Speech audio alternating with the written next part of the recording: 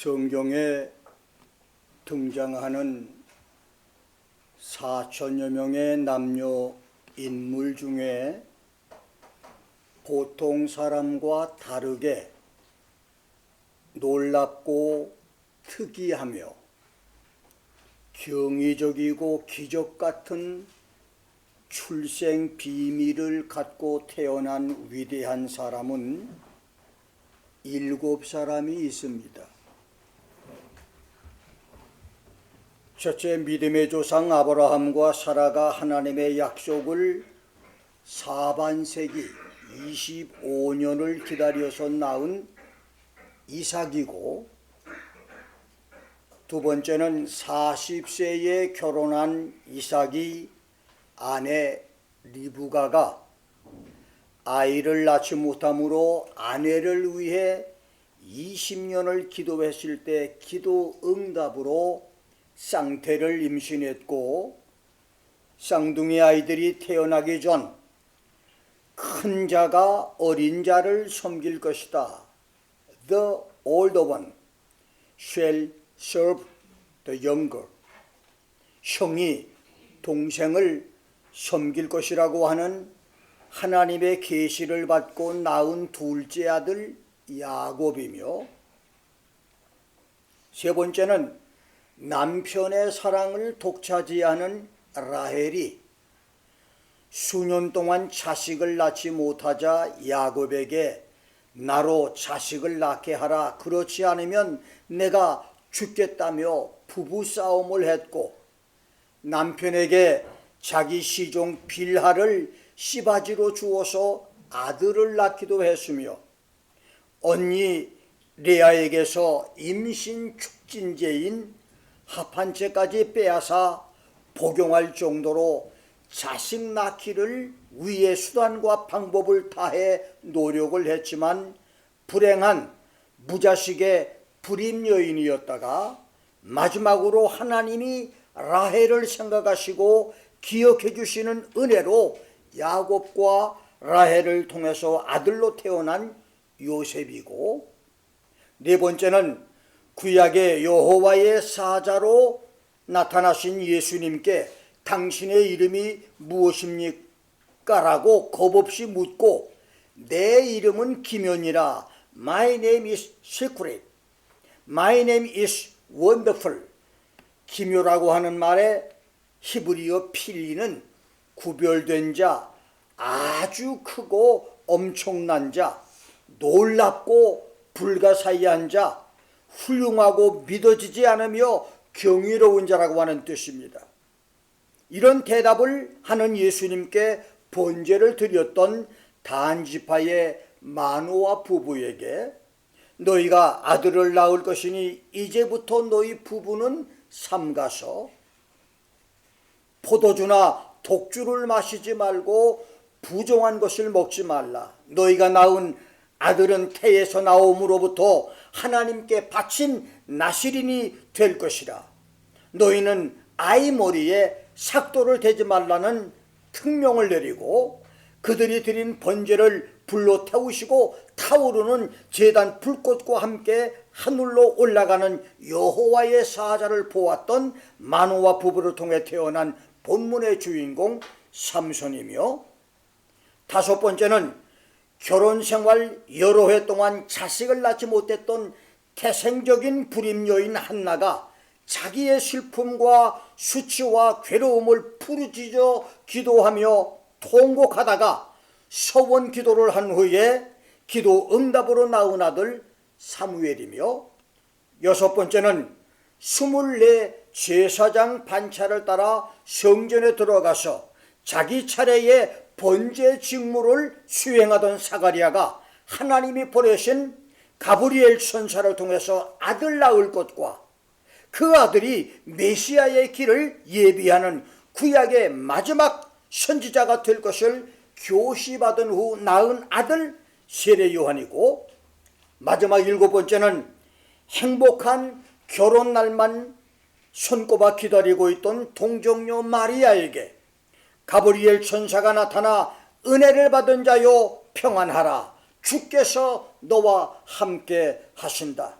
내가 성령으로 잉태하여 아들을 낳을 것이라고 하는 교지를 전해주고, 임신한 약혼녀와의 관계를 은밀하게 정리하려던 요셉에게는 내 아내 데려오기를 두려워 말라, 그녀의 임신은 성령으로 된 것이라고 알려줌으로써 정원했던 선남선녀 요셉과 마리아를 통해서 탄생하신 구세주 예수 그리스도입니다. 이렇게 성경에는 출생의 비밀을 가지고 기적적으로 태어난 사람이 7사람이나 됩니다. 성경 기록은 없지만 유대 전승에는 신비한 모세 출생 이야기도 있습니다. 이집트 왕 바로가 히브리 여인이 아이를 낳을 때 여자아이는 살려두고 남자아이는 죽이라고 하는 포고령을 내렸을 때 임신 중이던 아므람과 요게벳 부부는 잠을 이루지 못할 정도로 긴장과 스트레스의 연속이었습니다. 하루에도 몇 번씩 유대인촌을 순회 감찰하는 애굽 군인들의 말발굽과 군화 소리에 가슴이 타들어가고 동리마다 숨겨놓은 첩자들에게 발각될까봐 두려움에 떨었었습니다. 그렇게 두려움과 불안 공포 속에서 초조하게 하루하루를 살아가다가 해산이 가까워진 어느 날 하나님은 요게벳 부부에게 현몽해 너희가 아들을 낳을 것이니 절대로 그 아이를 죽이지 말고 살리라. 그 아이는 장차 나라를 구원할 위대한 인물이 될 것이라고 하는 꿈을 주십니다. 이 아이는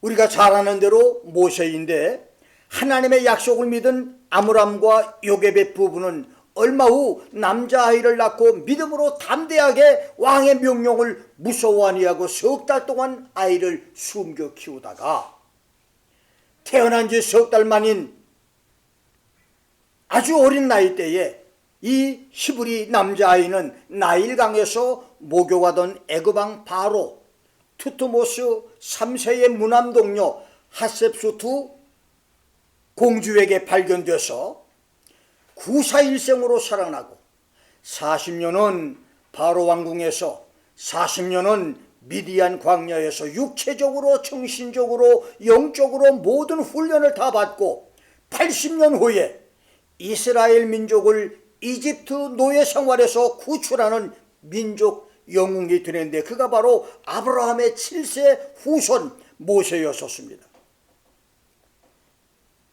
오늘 저는 삼손 도중몰락의 영적 교훈이라고 하는 제목으로 함께 말씀을 생각합니다.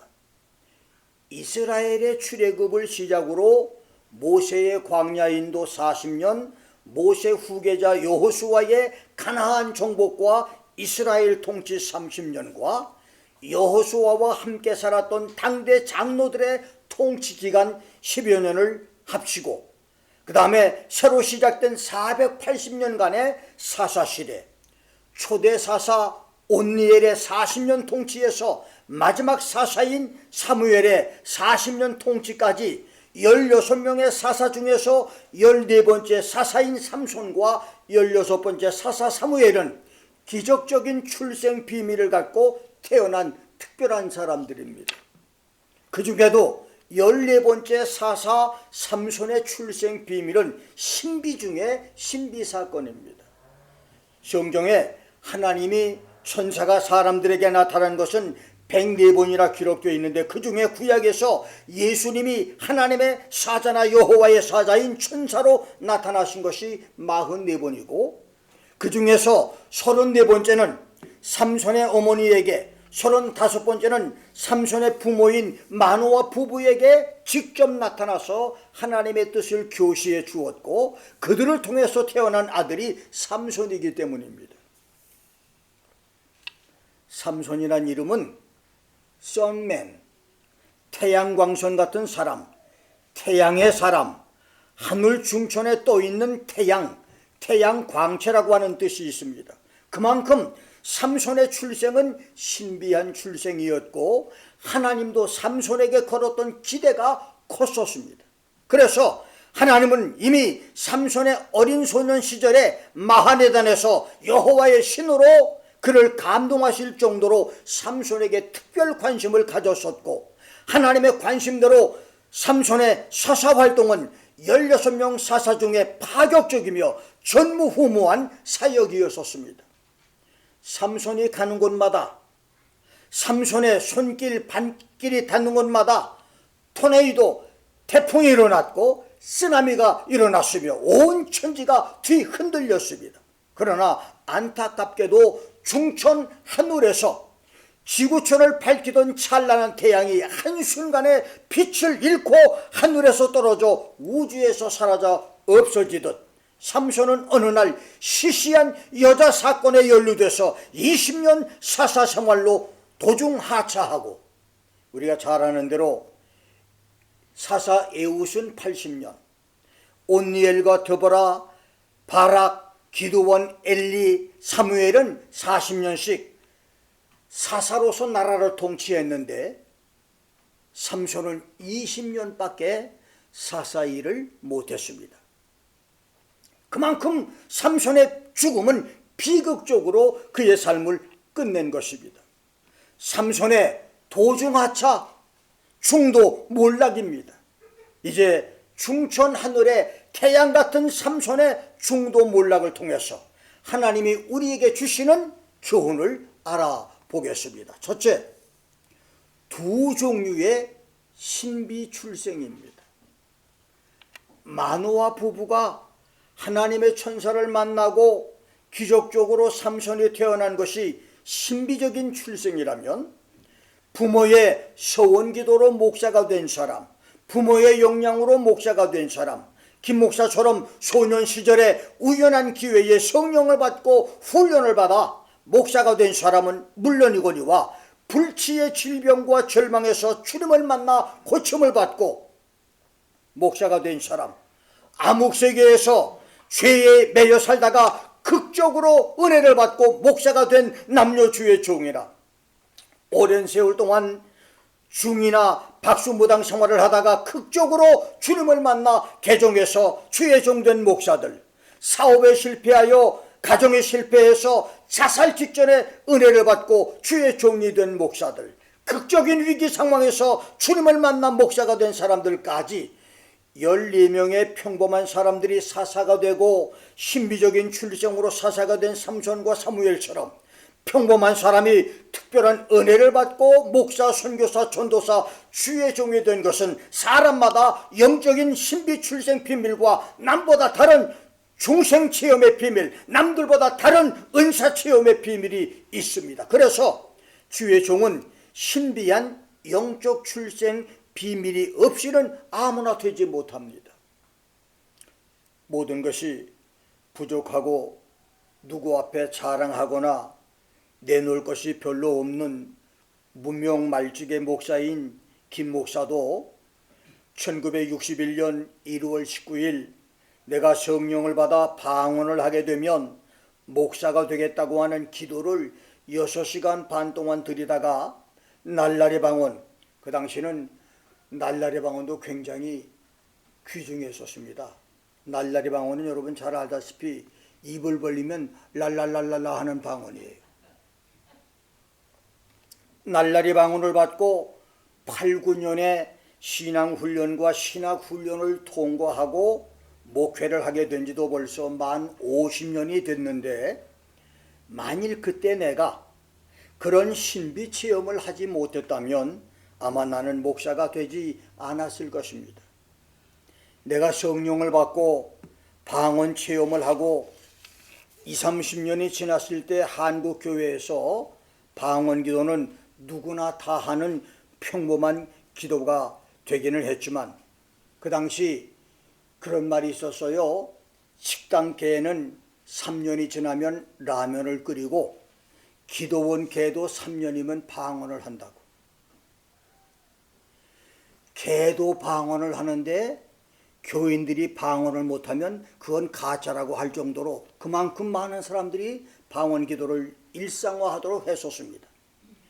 그래서 당신은 방언 기도하는 사람이 제가 처음 받았을 때는 몇 사람 안 됐지만 나중에 그 방언 기도하는 사람을 미친 사람 취급을 하다가 이젠 모든 사람들이 방언 기도를 하는 그런 때가 되는데, 아무튼 나는 58년 전에 경험했던 그 성령 세례와 방언 기도의 신비 체험을 시작해서 은혜에 붙잡힌 청소년 시절을 보냈고 신학을 공부하고 목회의 길을 걷기 시작해서 지금까지 왔습니다.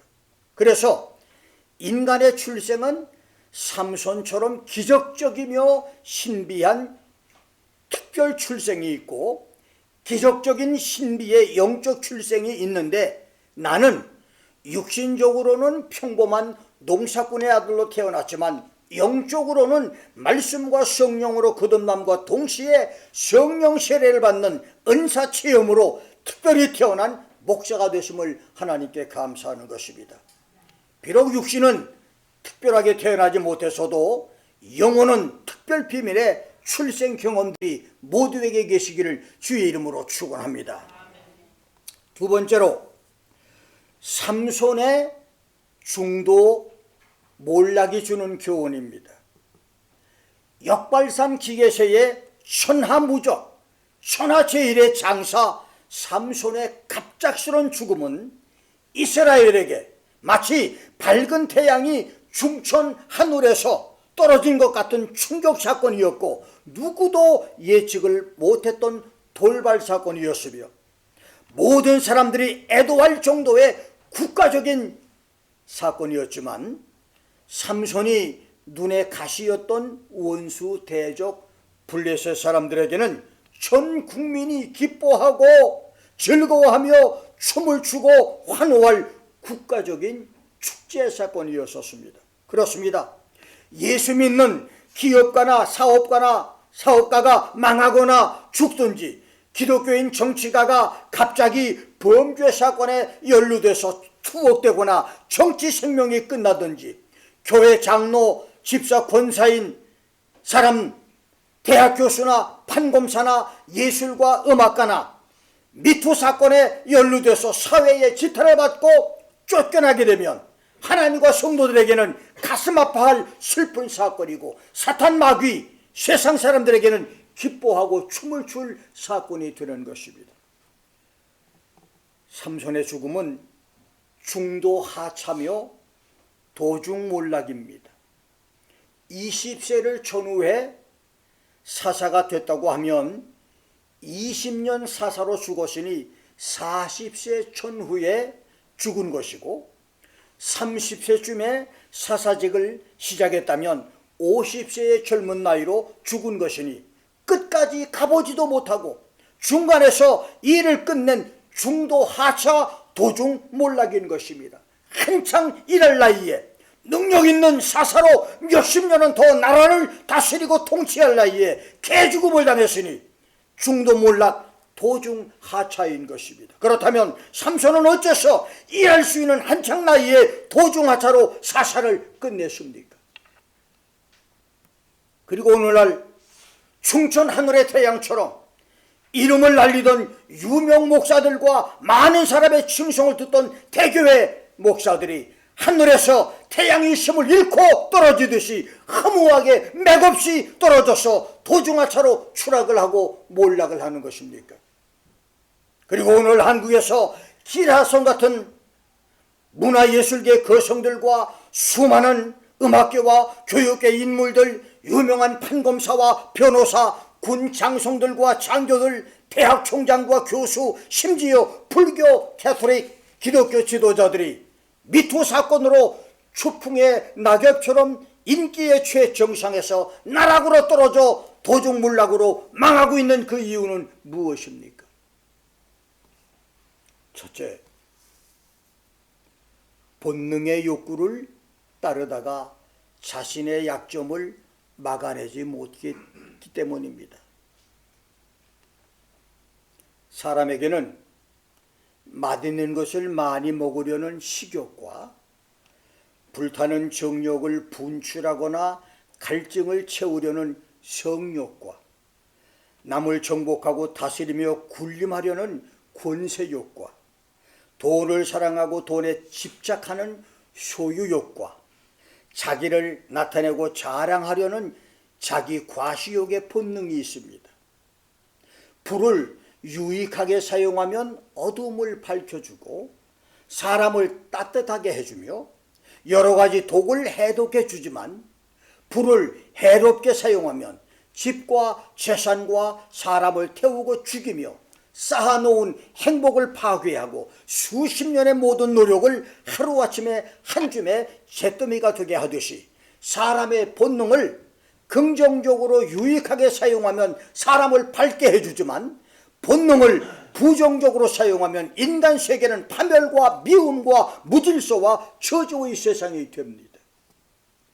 삼손의 최대 약점은 여자를 좋아하는 것이었는데, 놀랍게도 태양이 하늘에서 떨어지듯 삼손의 중도 몰락은 여자와 관련이 있습니다. 삼손이 일으켰던 딥나 여자 사건, 가사의 기생 사건, 소래골짜기의 들릴라 사건을 보십시오. 하나같이 여자와 관련된 사건이었습니다. 이 여자 사건이 끝나면 저 여자 사건이 뒤를 잇는 여성 소유욕의 본능, 자신의 약점을 막아내지 못하다가 결국 블레셋의 미인계에 넘어가 들릴라 사건으로 허무하게 죽임을 당했습니다. 이것이 어찌 삼손만의 비극입니까? 내가 잘 아는 어떤 사람은 먹는 것만 좋아하는 식욕 때문에, 심지어 집에 식구는 먹을 것이 없어 굶는데도 이 사람은 수단과 방법을 다해서 자기 배를 채우는 데는 절대 한 번도 굶는 적이 없었습니다. 그런데 그렇게 많이 먹고 살이 찌더니 나중엔 고혈압으로 쓰러지더라고. 어떤 사람은 삼손처럼 여자에 미친 사람도 있고, 권세욕에 미쳐서 집과 가정도 잊고 사는 그런 사람도 있으며, 돈의 노예가 된 사람, 자기 과시와 자기 자랑에 도취해서 살다가 허무하게 망하는 사람도 있습니다. 도중하차 중도 몰락을 피하는 축복과 은혜의 사람이 되려면 자신의 약점을 알고 그 약점을 막아야 합니다. 자신의 약점을 잘 방어함으로 축복의 삶을 누리시기를 주의 이름으로 축원합니다. 두 번째는 지나친 자기 과신과 교만을 버려야 합니다. 성경에 기록은 없지만 사사기 15장 9절로 20절에 삼손을 잡으려고 3,000명의 블레셋 군사가 숨어있던 라맛 레히에서 나귀 턱뼈로 3,000명을 때려 죽인 사건과 사사기 16장 1절로 3절에 가사 기생집에서 술을 마시다가 블레셋 군인들이 성을 포위한 것을 알고 밤중에 일어나 가사의 성 문짝들과 두 솔주와 빗장까지 가사 성문 전체를 뽑아 어깨에 메고 가사에서 62km 정도 떨어진 헤브론 산 꼭대기까지 옮겨간 그 괴력과 사사기 16장 23절로 31절에 다곤 신당에서 두 눈이 빠진 채 놋줄에 묶여서 거대한 연자 맷돌을 돌리던 삼손이 블레셋 사람들이 다곤 신에게 제사를 드리고 맷돌을 돌리는 삼손을 비웃고 조롱하면서 신전 1층에서는 수백 명의 방백과 귀인들이 파티를 즐기고 2층에서는 3,000명의 남녀 귀빈들이 술을 마시며 춤추고 노래하며 흥겨워할 때에 삼손이 그 웅장한 신전을 버티고 있던 두 버팀목 기둥을 두 팔로 하나씩 끌어안고 거대한 몸을 굽히자 다곤 신전이 무너지면서 신전 안에 있던 수천 명을 모두 죽였고, 그 다음 전통적으로 네피림 거인 장수가 많았던 블레셋, 우리가 잘 아는 대로 사무엘상 17장 4절을 보면 골리앗의 신장이 6규빗 한 뼘이라고 말했는데 한 규빗은 팔꿈치에서 가운데 손가락 끝까지의 길이로 대략 45cm에서 55cm 정도니 이 골리앗의 키가 대략 3m 20에서 3m 50쯤 됐고 사무엘하 21장 16절로 22절을 보면 골리앗에게는 그런 거인 형제가 5명이나 있었고 그 아버지도 거인들이었고 그 아버지 형제들도 네피림 거인들이었다고 성경에는 기록되었습니다. 그런데 그렇게 많은 전통적으로 거인들이 많은 블레셋 사람 중에서 삼손과 맞선 사람이 아무도 없었다는 이야기입니다. 자, 그렇다면 여기서 우리가 예사로 대강 보아 넘기는 것이 있는데 그것은 삼손의 거대한 신체 구조와 역발산 기계세의 괴력의 체력입니다. 이렇게 성경 기록을 종합해 보면 삼손은 골리앗 같은 거인들이 많은 블레셋 사람 중에서도 그와 맞상대할 사람이 없을 정도로 신체적 구조가 장대하고 힘이 강했으며 그의 기운과 힘은 거대한 성문짝을 어깨에 메고 60km가 넘는 거리를 걸어갈 정도였으며 나귀 턱뼈로 3,000명을 때려 죽일 정도로 강맹했고 그의 몸은 신전기둥, 여러분 신전기둥이라면 최소한 아무리 가까워도 5m에서 7m가 넘습니다. 그런데 그 신전기둥의 양 기둥을 하나씩 끌어안고 오른손 왼손으로 끌어안고 그 집을 무너뜨렸다면 얼마나 신장이 크는가 한번 상상을 해보십시오.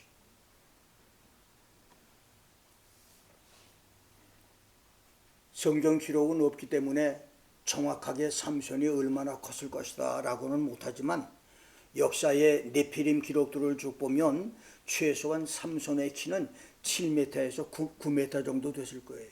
그래야 그 어마어마한 그 신전 기둥을 끌어안고 이 신전을 무너뜨리죠. 상상을 못할 정도의 어마어마한 괴력이었었습니다. 그래서 삼손은 말 그대로 대적할 수 없는 천하무적이었습니다. 자신의 몸을 자랑할 만했고 화산처럼 솟아나는 자신의 힘과 기운을 과시할 만했습니다. 그런데 그러한 자기 과신과 교만이 삼손을 도중 하차 중도 몰락으로 망하게 했다는 말입니다. 남들보다 자랑할 것이 많은 여러분, 남들보다 재능이 뛰어나고 지혜도 많고 기술도 많으며 남들보다 건강하고 남들보다 얼굴이 예쁘고 미모가 뛰어나며 하는 일마다 잘 돼서 행운이 뒤따르는 여러분, 그것을 감사의 조건으로는 삼되 자기 과신과 교만의 조건으로는 삼지 마십시오. 하나님은 교만한 자를 물리치시고 겸손한 자에게 은혜를 주십니다. 나는 우리 한국의 유명한 목사님이 한때 많은 사람들에게 이단이라는 소리를 들을 때 그분이 그런 말을 하는 걸 들었어요. 나는 구름 위에 높은 곳이 있기 때문에 아무리 세상 사람이 나를 향해서 미사일을 쏘아대도 나에게는 오지 않는다. 절대 나는 망하지 않는다. 큰 소리에 땅땅 쳤었습니다. 그런데 지금은 아주 초라한 노인네로 참 보잘것이 없는 세상 모든 사람들에게 짓밟히는 그런 모습으로 살고 있습니다. 천하무적 삼손이어서도 그것이 약점이 되어서 결국은 비참하게 죽었어요. 이것이 바로 삼손이 주는 교훈입니다.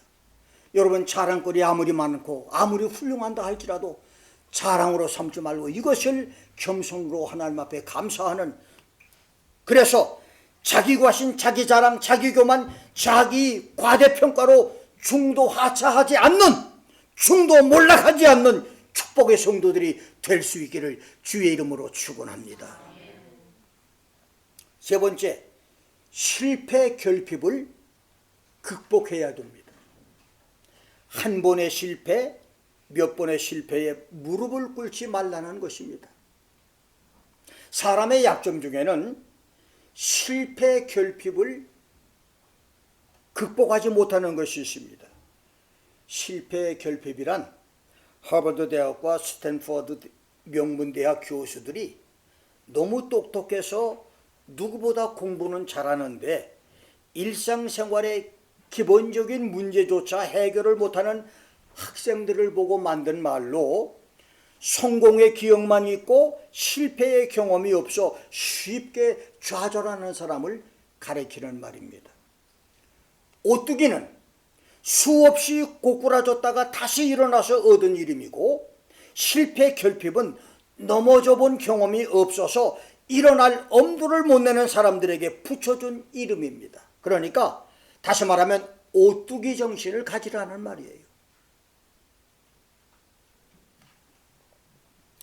얼마 전에 할리스와 카페벤의 커피숍으로 성공을 해서 커피 왕으로 불리며 뉴스에 초점이 됐던 KH 컴퍼니 강훈 대표가 갑자기 자살해서 세상을 놀라게 했습니다. 1992년 신세계 공채 1기 출신으로 평범한 회사원으로 사회생활을 시작한 그는 97년 스타벅스 런칭 멤버로 커피와 인연을 맺은 후 회사를 나와서 할리스와 카페베네를 잇따라 성공을 시키면서 명성을 얻어서 젊은 사람들에게 성공의 롤모델로 선망의 대상이 되고 부러움을 한 몸에 샀었습니다. 그리고 2010년 그는 아예 본인 이름을 딴 KH 컴퍼니를 세우고 처음부터 세계 시장을 공략하려고 망고6를 내놨는데, 망고6는 초반에 돌풍을 일으켜서 승승장구했었습니다. 사람들이 갑자기 혜성처럼 나타난 그를 보고 정말 모든 사람이 그와 같이 성공을 하려고 막 엄청나게 그를 연구했었습니다. 그런데 얼마 후에 경험 부족과 여러 가지 사정으로 고전을 하다가 최근 법원에 법정 관리를 신청했다가 어려움을 견디지 못하고 자살로 끝을 맺었습니다. 성공 대로를 질주하던 잘 나가던 사람이 단 한 번의 실패를 견디지 못하고 극단적 선택을 한 것입니다. 그렇습니다. 삶에서 도중하차의 파멸과 저주를 이기는 길은 회복, 탄력성, 레질런스, 정신적 충격에서 금방 일어나는 회복력, 기력을 말하는데 이것이 오뚜기 정신을 가져야 된다는 말입니다. 여러분, 오뚜기는 집어 던지면 발딱발딱 일어나요. 아무리 세게 던져도 떨어지자마자 바로 일어납니다. 이 오뚜기 정신, 이것이 있어야 인생에 실패하지 않고 신앙에 실패하지 않는다는 말입니다. 수없이 넘어지고 실패해서 일어선 그 사람만이 성공합니다. 오뚜기 정신은 넘어져 본 실패 경험이 없는 사람은 갖지 못합니다. 실패와 실수는 누구나 다 합니다. 용맹한 장군, 유명한 장군일수록 실패를 많이 했던 장군입니다. 여러분의 실패를 통해서 용기와 지혜를 얻는 축복의 사람, 7번 실패하고 8번 일어서는 7전8기에 오뚜기 정신으로 인생과 신앙을 승리하시기를 주의 이름으로 축원합니다. 마지막 세 번째로, 나시린의 약속을 끝까지 지켜야 합니다. 한 시대의 전무후무한 역발산 기계세의 삼손의 괴력은 거대한 신체 조건에도 있었겠지만 무엇보다도 머리를 삭도를 대지 말라고 하는 나시린 약속이 그에게 있었기 때문입니다. 그래서 머리를 자르지 말라는 하나님의 언약은 그가 죽을 때까지 지켜야 할 비밀 언약이었었습니다. 그런데 블레셋의 미인 첩자, 소래골 여인 들릴라의 집요한 요청에 장발 비밀, 삭도 비밀을 누설하고 머리를 깎인 후에 그의 힘은 그 몸에서 빠져나갔고, 그는 난쟁이들에게 줄에 묶인 걸리버처럼 블레셋 군인들에게 포로가 됐으며 두 눈이 뽑힌 채 노줄에 묶여서 연자맷돌을 돌리며 블레셋 사람들의 조롱거리가 됐다가 다곤 신전 붕괴와 함께 장렬한 죽음을 맞고 20년 사살을 허무하게 끝낸 것입니다. 삼손이 들릴라에게 장발 비밀을 누설하지 않았다면, 삭발 비밀의 나시린 언약을 끝까지 지켰다면 삼손의 역사, 이스라엘의 역사, 성경 역사는 얼마나 달랐을까요? 오늘날 많은 주의 종들이 하나님과의 언약을 지킨다면 금년, 내년, 5년 후, 10년 후 주의 종 개인들의 역사와 지구촌 역사가 달라져 있을 것입니다. 성경에는 하나님이 사람에게 약속하신 1260가지의 언약이 있는데 성도들은 마땅히 그 약속들을 믿고 지키고 기다려야 할 것이고, 우리 개개인도 하나님이 주신 개인적인 약속들이 있는데 그것도 믿고 기다리며 지켜야 할 것입니다. 하나님이 주신 성경의 약속과 개인적인 약속들을 잘 지킴으로 도중하차의 비극이 없는 마지막까지 은혜와 평강 속에서 사는 축복들이 계시기를 주의 이름으로 축원합니다.